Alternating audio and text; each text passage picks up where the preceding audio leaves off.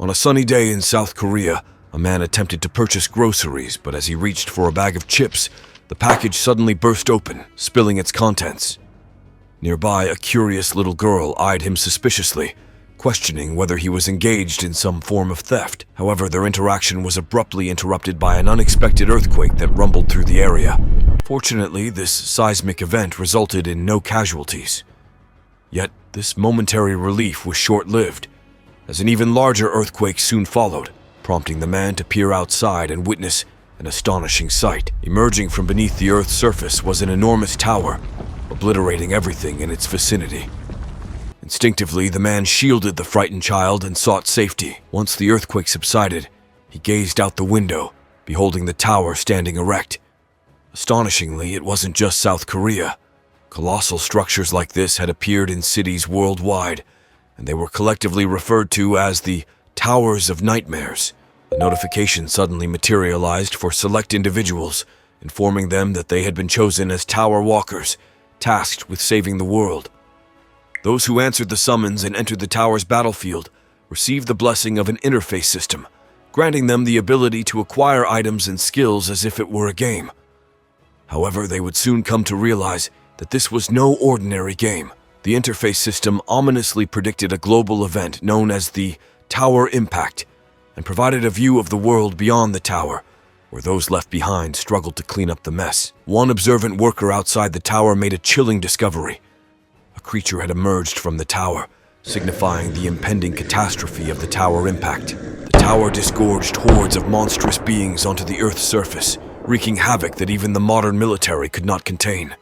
A third of the world's population perished due to the relentless onslaught of these tower-spawned monsters, leaving those within the tower as humanity's last hope. The Tower Walkers embarked on daring missions to halt the annihilation of humankind.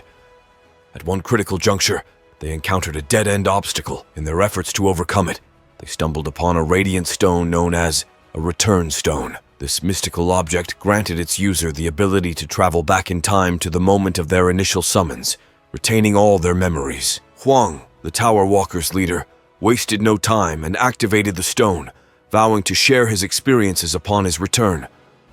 As Huang shattered the stone, the room was bathed in a brilliant light, and he vanished, leaving the others bewildered about whether he had truly journeyed back in time. Sakamoto, a former science professor among them, believed without a doubt that Huang had successfully traversed the timeline. However, he cautioned that due to the complexities of prominent scientific theories, such as the multiverse and parallel universes, their paths might never cross again.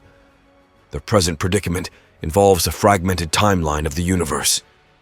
To put it differently, when Huang vanished into the past, their reality and Huang's reality became entirely disjointed. The remaining walkers found themselves perplexed.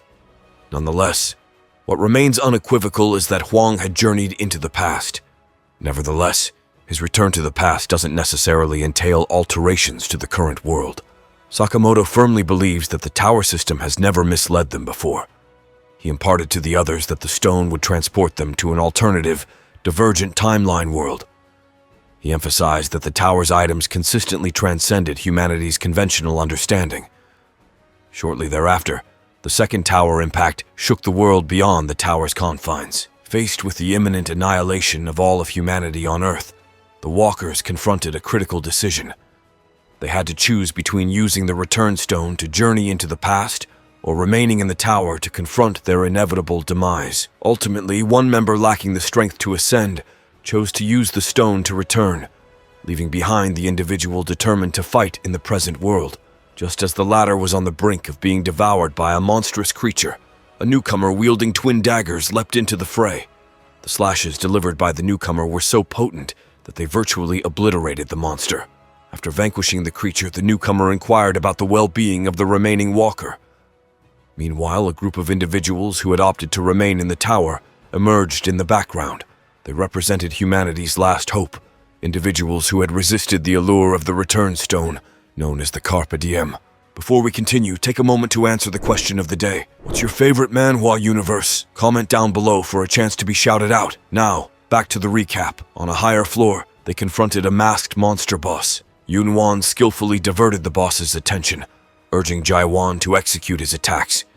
Through their coordinated efforts, they swiftly decapitated the masked boss.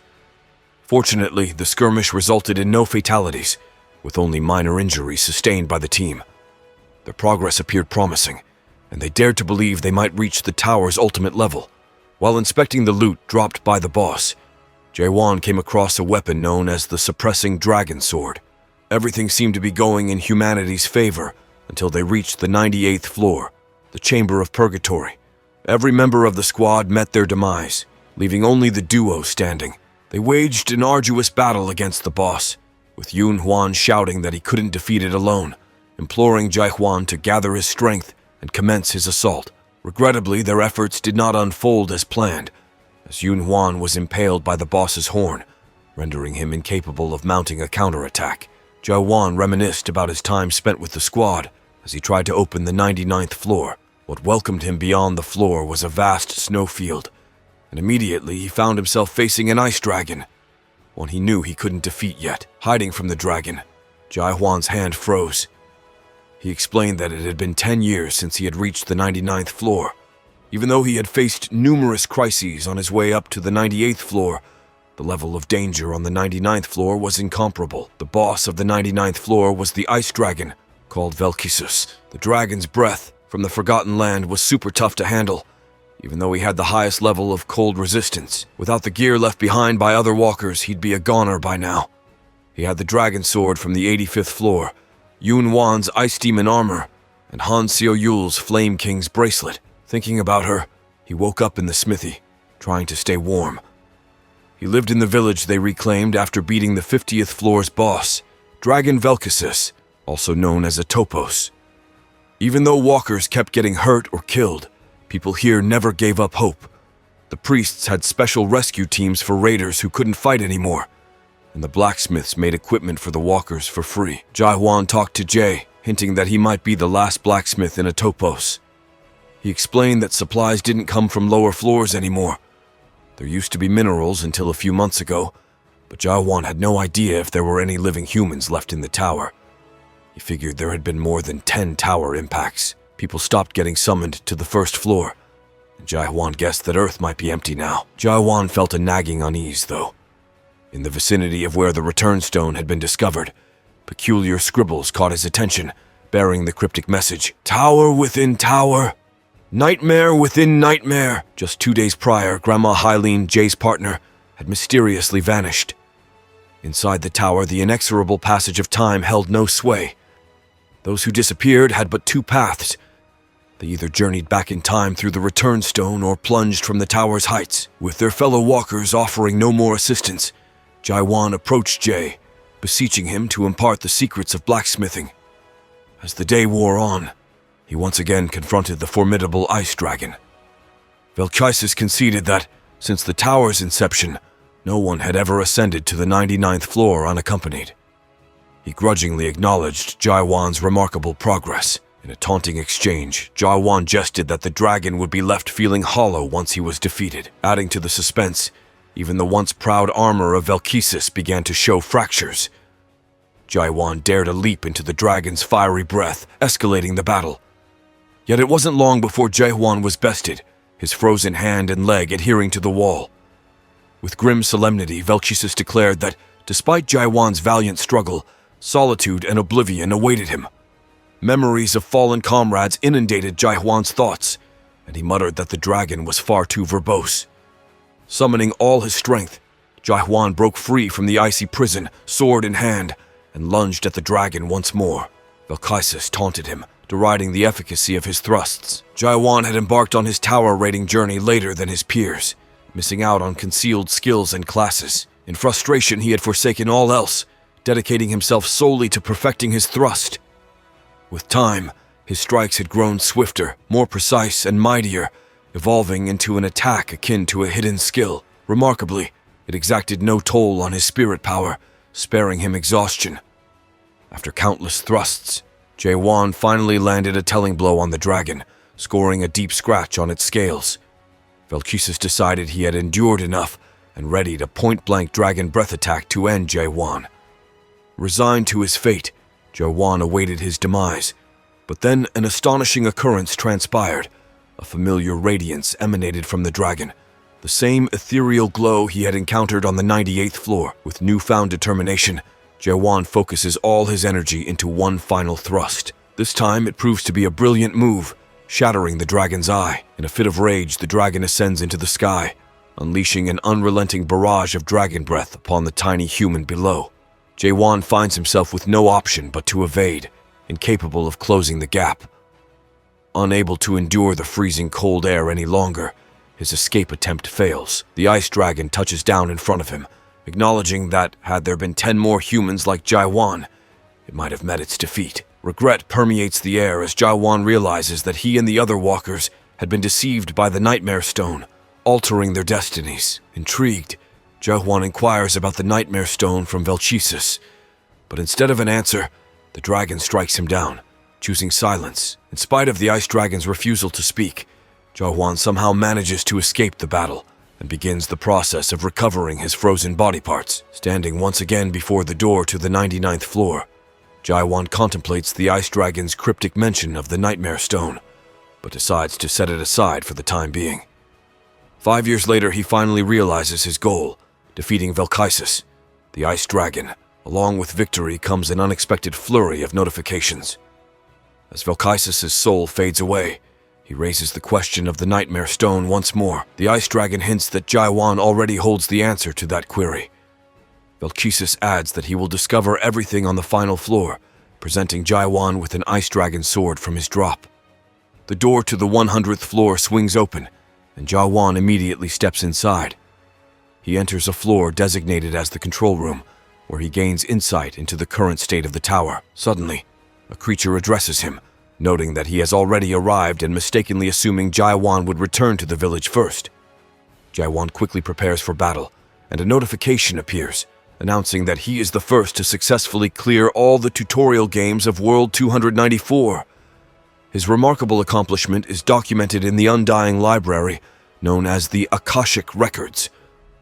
This record can only be accessed by the monarchs of the Almighty Land. Jae-won is taken aback to discover that all of this was merely a tutorial, and he ponders the fate of humanity outside the tower, aware that everyone who ever entered it has perished. A monster clad in a full suit with a lion's head suddenly appears, prompting Jae-won to inquire about his identity right away. The creature introduces itself as Beastrine, a demon who happens to be the owner of the Tower of Nightmares that Jae-won had recently conquered. Jae-won, somewhat skeptical, attempts to verify if this peculiar encounter was merely part of a tutorial. Beastrine, however, proceeds to unveil something astonishing, a glimpse into Jae-won's early days as a walker, chronicling the camaraderie and countless battles they had endured together. Jae-won watches in silence as the demon stirs up memories of sorrow, anger, and regrets, emphasizing that it's only natural for such futile emotions to resurface when confronted with the past. The demon goes a step further by extending an offer to Jae-won, the chance to start anew, a truly extraordinary opportunity that, in the world of Earth's novels, is reserved for supreme beings who begin anew with all their memories intact. Jae-won comes to a sobering realization that the demon had deceived all the walkers from the very beginning. Humanity, it seems, is powerless to prevent the tower's impacts, and their only recourse is to persist in raiding the tower. The hope of humanity's salvation proves to be a cruel illusion. Undeterred, Jae-won firmly declines the prospect of returning to the past, resolved to fulfill his pledge as the Carpe Diem. The demon responds with a maniacal laugh, asserting that neither the tower nor the Almighty Land possesses any means to send anyone back in time. It dawns on Jae-won that Velchisis had never mentioned the Mirror's Stone, leaving him devastated as he learns that the coveted Return Stone is, in fact, a Nightmare Stone. The demon proceeds to clarify that the Nightmare Stone doesn't transport the user to the past. Instead, it traps them within the dreams created by the mare. With this revelation, Jae-won is convinced that he is already ensnared within the Tower of Nightmare's dream. Determined to confront Beastrine and ascend to the next level, Jae-won abruptly thrusts him with the sword he acquired from the Ice Dragon. However, it's not a straightforward victory, as Beastrine swiftly regenerates his severed head and entices Jae-won with promises of granting anything he desires if he accepts the demon's offer. Yet Jae-won desires nothing more than to continue his ascent to the higher floors. The demon resorts to deception, insisting that since Jae-won is already enmeshed in the dream of the Tower of Nightmare, he can show that the outside world remains unscathed. Furthermore, he reveals that all the Tower Walkers are currently in a comatose state. Beast Rain also asserts that Jae-won can never hope to prevail against him because, in contrast to Jae-hwan, who barely managed to clear the tutorial, the demon is an entirely different entity compared to the tower's monstrous inhabitants. But Jae-won doesn't back down. With the sword in hand, he keeps thrusting. The fight doesn't last long, and Jae-won goes back to the smithy, beaten up with potions in hand. As of now, he is the last person to be the walker in the tower, fixing his own equipment. This day marks the 72nd attempt, though Jae-won has challenged Beast Rain every day without rest. No matter how, he can't leave a scratch on the demon. However, Jae-won always manages to come out alive from the fight.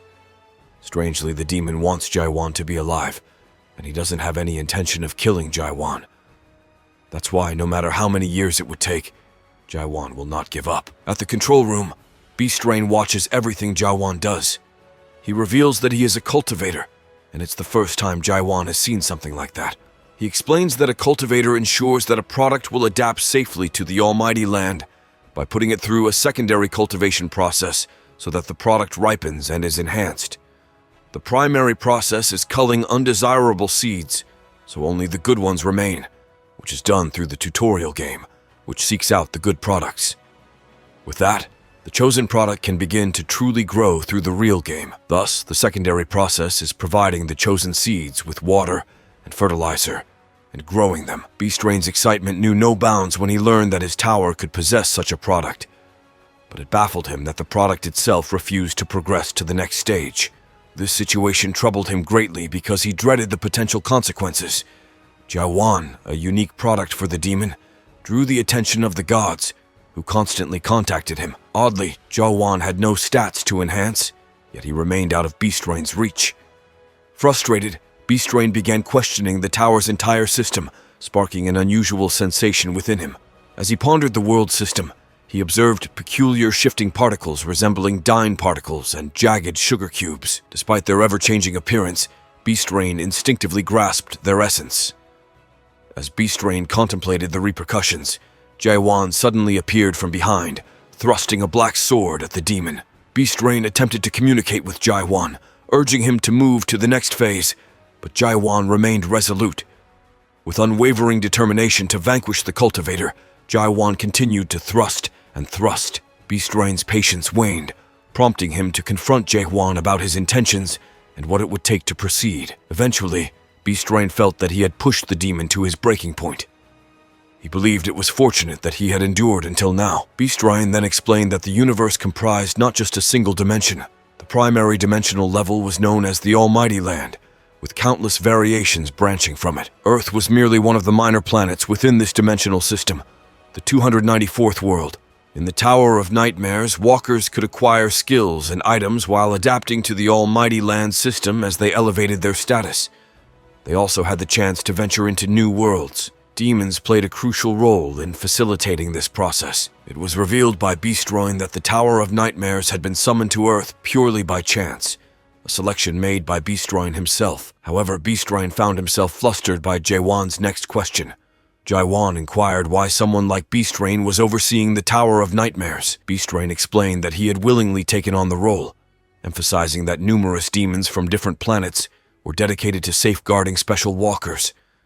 Their aim was to craft a paradise where humans, monsters, and demons could harmoniously coexist. Curiosity led Jae-won to probe about the monarchs, and Beast Rain clarified that they were the rulers of the Almighty Land.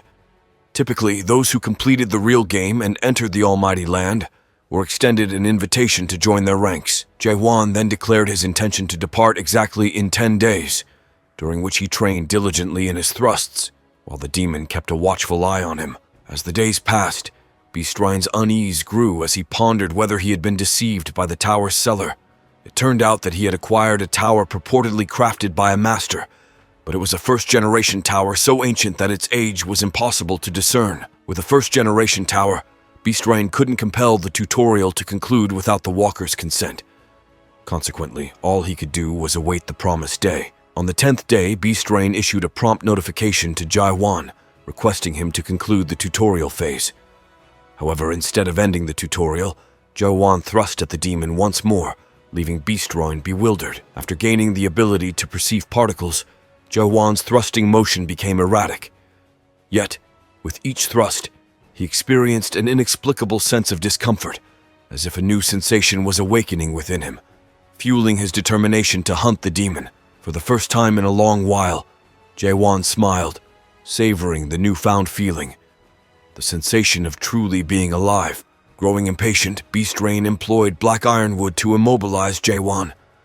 The demon clarified that the tower was programmed to conclude 100 days after the tutorial, and he required Jaiwan to remain immobilized until then to progress to the next phase. Nevertheless, Jaiwan refused to remain still. He unleashed something mysterious, and the room was engulfed in light, leaving the demon fearful of Jaiwan's transformation. Jaiwan shattered the ironwood restraining him and resumed his assault on Beastrain. This time he was able to harm the demon, marking the first time Beastrain witnessed the might of the overload adapter from a mere tower walker. On the day following Jaiwan's ascent to the 100th floor, doubt crept in. He questioned whether the tower truly resided within Mare's dream, and pondered if the demon couldn't end his life, given his status as a human capable of being shamelessly restored. This existential crisis sparked a tumultuous inner monologue. However, as his doubts multiplied, he eventually reached a point where uncertainty ceased to exist. He pierced through to a profound understanding. At this particular moment, all of Jaiwan's thrusts prove effective against the demon, infuriating Beastroin.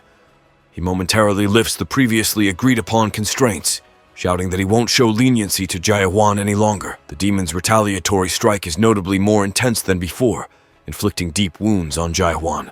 Beastrain admires Jaiwan's ability to adapt during the second round, immediately following the completion of the tutorial. He asserts that this is the utmost limit for a human, and relentlessly continues to assail Jaiwan, causing further harm. However, Jaiwan doesn't simply endure the assault. He also continues to thrust his sword. With each thrust, he inches closer to reaching 10 billion. Beastrain continues to taunt Jaiwan, suggesting that he should partake in the real game anyway, and pointing out that by attacking the demon, Jaiwan will ultimately be the one at a disadvantage. It's at this juncture that Jaiwan attains the 10 billionth thrust.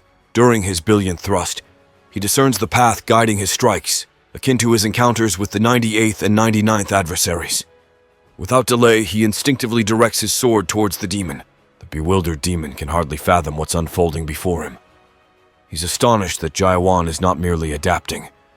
It's a power innate to an awakened hero. As Beastrain stands powerless against Jaiwan's formidable prowess, he implores Beastrain to heed one final plea. Jaiwan underscores that humans are not commodities subject to the demon's barter or digitization, nor can they be appraised as merchandise. Jaiwan proclaims his rejection of the demon's agenda. He is determined to dismantle the tower and ascend to even greater heights. Jaiwan's status information goes into disarray, and Beastrain beseeches him to desist, insisting there is no higher level. However, Jaiwan is resolute in his belief that the next level exists. He has decoded the cryptic markings of the tower, recognizing them as mere imitations of the initial demon, the pinnacle of the illusion tree. Since the tower is rooted in the illusion tree, the subsequent level must be the core. To attain it, he must shatter the ceiling. Abruptly, the tower presents an error message, unable to locate any more tower adventurers within the present Tower of Nightmares. The tutorial game abruptly concludes. Jaiwan awakens in a lush, tropical forest, convinced that he has discovered the next stage. A group of sword-wielding wolves surrounds him, poised for combat. With a decisive strike, Jaiwan cleaves a wolf in half. The wolf's leader emerges, prompting Jaiwan to realize that a more substantial attack is needed to defeat him. Opting for a conventional thrust, he reduces the wolf to pieces. Jaiwan believes the monsters in this place are feeble, but he remains oblivious to his newfound exceptional power. Next, a swarm of emerald ants confronts him, infuriated that a mere human is harvesting tentahorn horns. They launch an assault, but Jaiwan, comprehending their language, attempts to negotiate with them and warns of dire consequences if they attack again. Ultimately, he decimates the entire ant pack, sparing one for interrogation. However, the ant taunts him, leading Jaiwan to resort to torture to compel it to speak coherently. Instead of yielding, the ant bites its own tongue. Despite their vulnerability in the face of Jaiwan, their unwavering willpower surprises him. Upon examining the ant's remains, he discovers a compact dimensional backpack functioning as an inventory. While not as sophisticated as those in other realms, he's relieved to find it here. It provides him with valuable information about the items. When he inspects his sword from the 99th floor, he discovers its ability to change shape and consume the bodies of his adversaries, a welcome surprise. He also comes across a map displaying the Illusion 3 Chaos. Meanwhile, in a different location, a woman with fiery red hair is herding a pack of wolves toward Jaewon's companions. They are taken aback by her instigating a Bihorn, a formidable two-horned wolf boss. Jaewon observes from a distance, concerned that they may be in trouble. He believes the woman is the strongest among them, though he has his doubts. As a burly man prepares to attack, the woman claims she will assist, but instead delivers a punch to his face. The Bihorn approaches menacingly, ready to tear the man apart. With a single, swift stroke, Jaewon saves him by shattering the Bihorn's skull. Afterward, Jaewon permits them to take the Bihorn's carcass, but the red-haired woman appears apprehensive about something. She reveals to them that Jaewon is merely passing through, which leaves them bewildered. Additionally, his inability to communicate in their language adds to their confusion. From the shadows, the crimson-haired woman attempted to size up Jaewon, but her unique talents proved futile in discerning his true standing. With an air of curiosity, she ventured forth to engage him, mentioning that within the tumultuous realm of chaos, only a rare few adapters possess the prowess to dispatch a fearsome Bihorn with but a single decisive strike.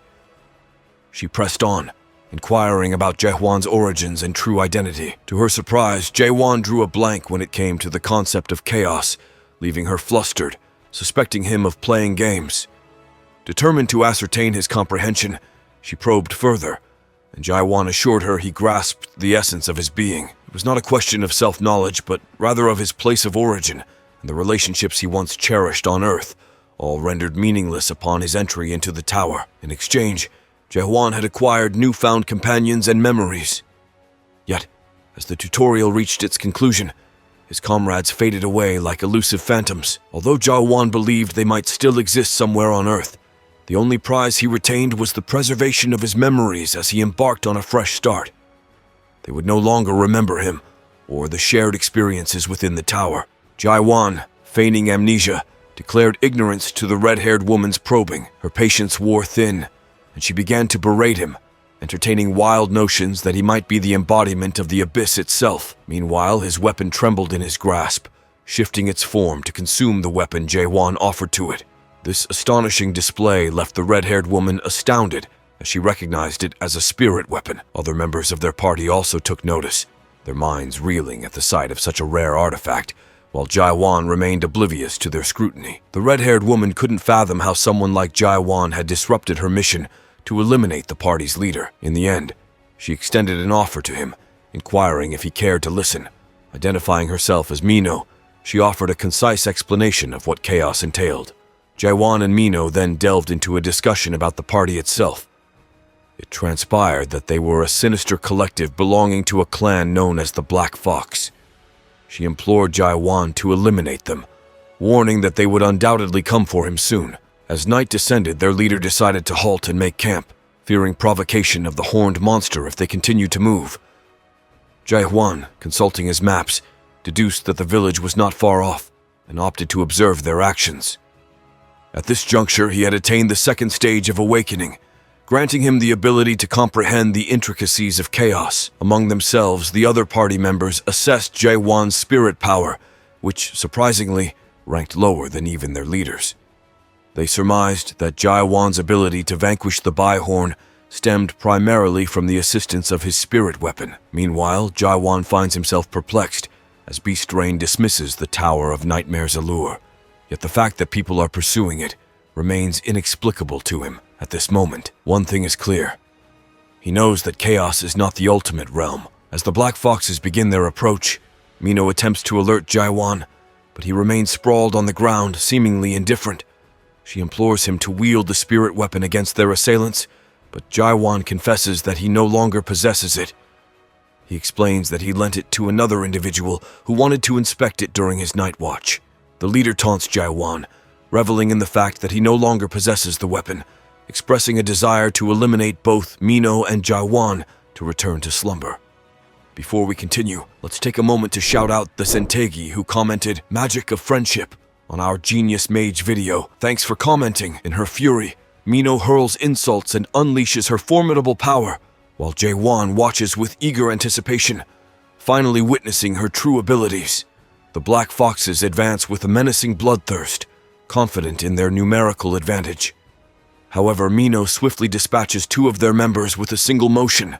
She hurls a black dagger at another member with such force that she later apologizes for her excessive zeal. In her current state of anger, Mino openly challenges them to confront her simultaneously. The leader, once suspicious, now believes Mino to be the Witch of Massacre. He questions her about who commissioned her to carry out assassinations in the dark forest, but she brushes him off, explaining that the Black Foxes have slain numerous non-adapters, resulting in a natural demand for her services. The leader seizes Jae-won's spirit weapon, and more Black Fox members gather behind him. He reveals that he has called upon his master, asserting that if the spirit weapon has fallen into his possession, he shouldn't have summoned the master. Clint, the Black Fox clan master, is a formidable third-stage adapter. He discloses that half of the Black Fox members have assembled to hunt down Jae-won, leaving Mino astonished at the extent of their dedication to her. She calls out to Jae-won, apologizing for her inability to protect him. With a solemn expression, she offers him an escape stone resembling a return or nightmare stone. Mino explains, "It's an escape stone. If you use it, you can teleport to the nearest fortress, and I only have one. You should use it." Jae-won, displaying determination, poses an intriguing question to Mino.